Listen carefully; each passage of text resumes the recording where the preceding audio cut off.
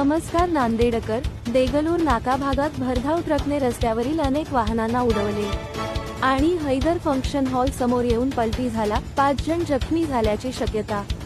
Driver मद्यप्राशन करू नसल्याचे प्रथमदर्शी यांनी सांगितले. Nanded city news.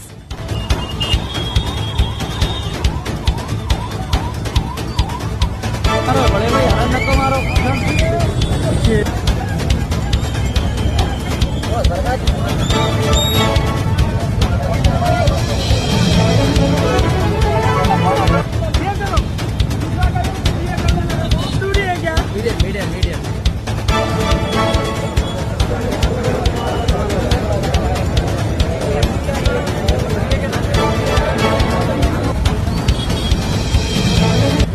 हम है ना वासीगांव से ये पैसेंजर लेके आ रहे थे. हम ऑटो में 4 लोग थे. यहाँ पीछे से ये बड़े कंटेनर ने है ना पीछे से लाके मार दिया पूरी गाड़ी.